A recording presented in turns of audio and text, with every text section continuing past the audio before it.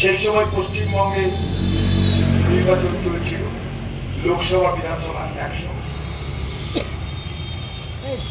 কংগ্রেস পার্টির পক্ষ থেকে আমি নবগ্রামে ভোট করতে গেছিলাম।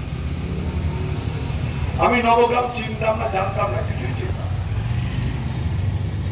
নবগ্রাম বলতে জানতাম পলসন্ডা মোড়, তরকা রুটি পাওয়া যায়, সোজা গেলে মোরগ্রাম, পায়ে গেলে বীরভূম, ডানে গেলে মালদা। এই ছিল নবগ্রামের সঙ্গে আমার।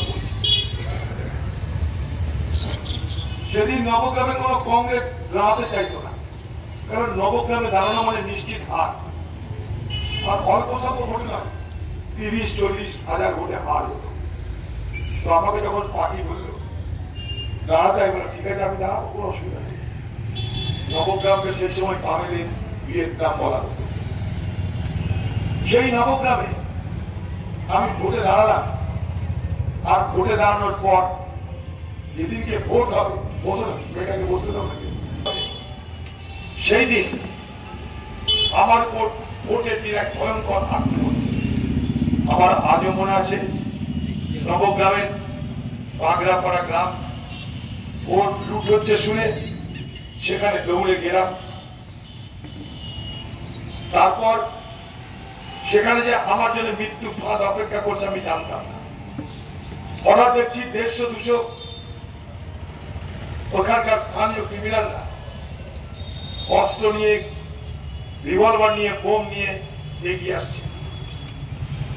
প্রথমে আমার গাড়িটাকে পুড়িয়ে দেওয়া হলো, তারপর বোমবিং করা শুরু হলো। আমার থেকে 2-3 হাত দূরে তাদের মধ্যে একজন রিভলভার উঠিয়ে চলে। সেই সময় আমার যিনি দেহরক্ষী ছিলেন, তাকে আমি আগে মনে রাখি, শ্রীকান্ত দাদার নাম, তিনি তার উপরে গুলি চালাবেন। গুলি চালানোতে সে আর আমার উপর গুলি চালাতে পারলো না। নিরাপত্তার খাতিরে বুথের মধ্যে ঢুকে গেলাম। বুথের মধ্যে ঢুকে দেখছি আমার আরেকটা নিরাপত্তা রক্ষী, সে এক বেঞ্চির তলায় ঢুকার জন্য চেষ্টা করছে। আমি বললাম, তুমি বেঞ্চিতে ঢুকো, তোমার রিভলভারটা আমাকে দাও। সেই রিভলভারটা নিয়ে সেই সমস্ত লোকদের মোকাবেলা করা শুরু করলাম। ইএফআর বাইরে দাঁড়িয়ে আছে, ইস্টার্ন ফ্রন্টিয়ার রাইফেল, এখন তাদের দেখা যায় না, তারা চুপ করে আছে। Presiding officer, polling officer booth থেকে পালাতে চাইছে। আমি আমার নিরাপত্তা রক্ষী রিভলভারটা তাদের দিকে তাক করে বললাম, বুথ থেকে পালানোর আগে আমাদের গুলি খেতে হবে। কারণ আমি জানতাম প্রিজাইডিং অফিসার বা পোলিং অফিসার যদি বুথ ছেড়ে পালিয়ে যায়, তাহলে এই বুথে আগুন লাগাতে আর সেখানকার দুষ্কৃতিকারীতে কোনো অসুবিধা হবে না।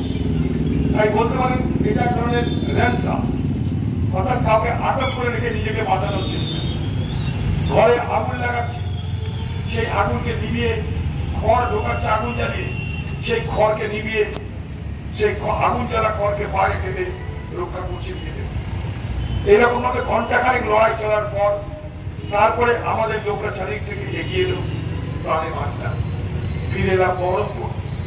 ভোট তো যা আমার হলো, চারদিকে রতে গেল অনেক মৃত। আমাদের বুথের কর্মীরা সব বুথ ছেড়ে চলে এলো।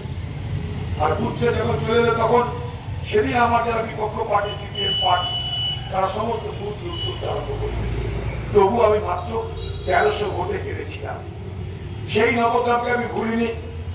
আগামী 5 বছর সেই নবগ্রামের সঙ্গে আমার সরাসরি সম্পর্ক ছিল না, কারণ মিথ্যা কেসে ফাঁসি আমাকে মুর্শিদাবাদ ছাড়া করা হয়েছিল। কিন্তু বাইরে থেকে আমি নবগ্রামকে পরিচর্যা করেছি, নবগ্রামের মানুষের সঙ্গে যোগাযোগ রেখেছি। এবং আমি একজন ব্যক্তি যে ভোটের সময় মানুষের কাছে যেতে পারি। ভোটের সময় মানুষের কাছে না গিয়ে দূর থেকে ভোট চেয়েছি। তখন হোয়াটসঅ্যাপ ছিল না, মোবাইল ছিল না, ইন্টারনেট ছিল না, কিছু ছিল না। নিজের বক্তব্য ক্যাসেট করে গাছে বাজিয়ে মানুষকে শুনিয়েছি। 96 সালে আমি 20,000 ভোটে সেখান থেকে জিতেছি।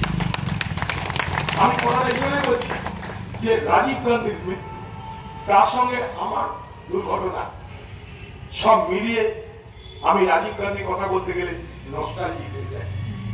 আমি প্রথম রাজীব গান্ধীকে দেখেছিলাম 91 সালে ভোটের 8 থেকে 10 দিন আগে। সেদিন আমি প্রথম কংগ্রেস পার্টি জয়েন করলাম, যেখানে জয়েন বলছিল ময়মের মা।